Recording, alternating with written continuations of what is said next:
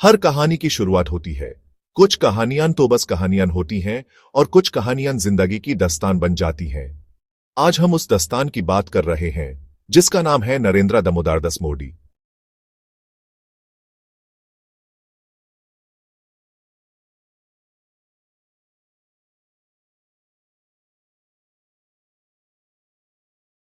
नरेंद्र का बचपन गरीबी और संघर्ष से भरा था।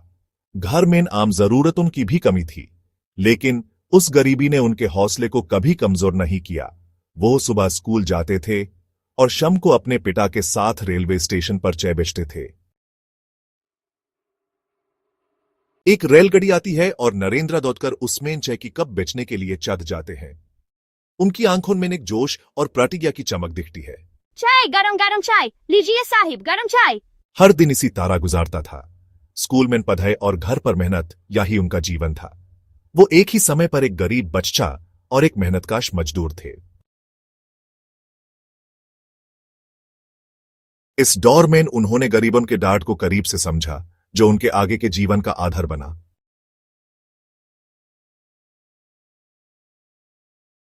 जवान होने पर नरेंद्र ने दुनिया और जीवन को समझने के लिए एक अलग रास्ता चुना। वो आध्यात्मिक शांति की खोज में हिमालय चले गए। उन्होंने कई वर्षों तक साधुओं और आध्यात्मिक गुरुओं के साथ वक्त बिताया। इस दौरान उन्होंने न सिर्फ खुद को समझा, बल्कि देश के समस्याओं को भी करीब से जाना। मोदी आरएसएस के संपर्क में आते हैं। वो आरएसएस के शिविर में हिस्सा लेते हैं और उनके विचारों से प्रभावित होते हैं।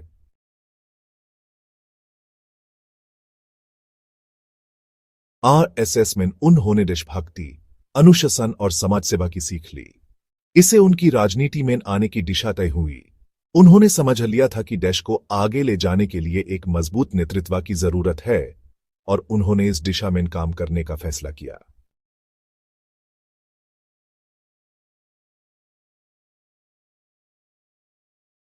उन्नीस सौ 1987 में नरेंद्र मोदी ने भारतीय जनता पार्टी बीजेपी को ज्वाइन किया।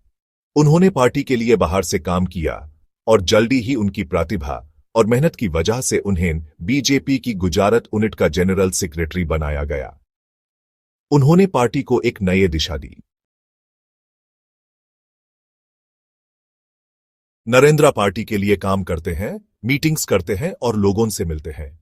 उनकी मेहनत रंग लाती है और बीजेपी को गुजरात में सफलता मिलती है।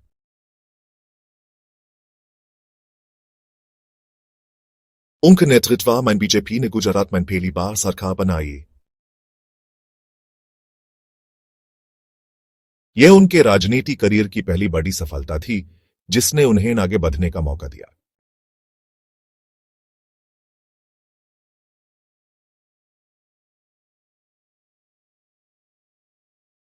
दो 2001 में जब गुजरात भूकंप से तबाह हो गया था, नरेंद्र मोदी को राज्य का मुख्यमंत्री बनाया गया।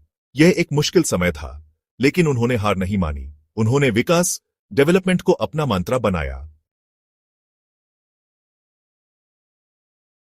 मोदी के नेतृत्व में गुजरात का डेवलपमेंट होता है। नए इंफ्रास्ट्रक्चर प्रोजेक्ट्स, रोड, बिजली और पानी की व्यवस्था होती है।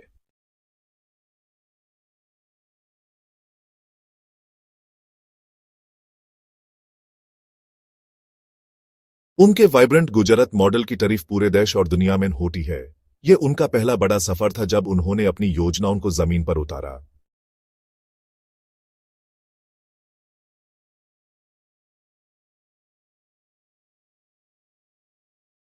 उनके 13 साल के मुख्यमंत्री काल में गुजरात ने विकास की नई कहानी लिखी।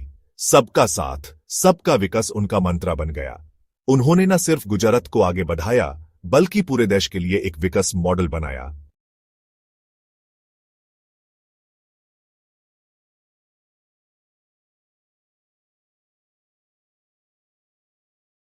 2014 में पूरे देश ने एक नए नेतृत्व की तरफ देखा। अब की बार मोदी सरकार का नारा देश भर में गूंजा। लोगों को उनके गुजरात मॉडल से उम्मीद थी। मोदी के नेतृत्व में भारत में कई बड़े फैसले लिए जाते हैं। मेक इन इंडिया, स्वच्छ भारत अभियान, डिजिटल इंडिया जैसे प्रोजेक्ट्स शुरू होते हैं। उनकी डिमोनेटाइजेशन और जीएसटी जैसे कदम से देश में आर्थिक बदलाव आता है। 2019 में उन्होंने दोबारा से चुनाव जीतकर इतिहास रच दिया। इस बार उनका मंत्र था सबका साथ, सबका विकास, सबका विश्वास।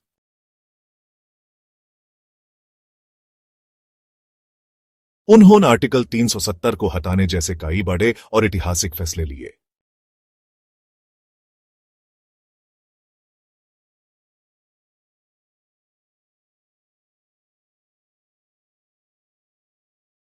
आज प्रधानमंत्री नरेंद्र मोदी का सफर एक आम चाय वाले से शुरू होकर एक बड़े देश के प्रधानमंत्री तक का है। यह सफर मेहनत, लगन और देश के प्रति समर्पण का प्रतीक है। उनका जीवन यह सिखाता है कि अगर आप में सच्ची लगन और दृढ़ निश्चय हो तो आप हर मुश्किल को पार कर सकते हैं।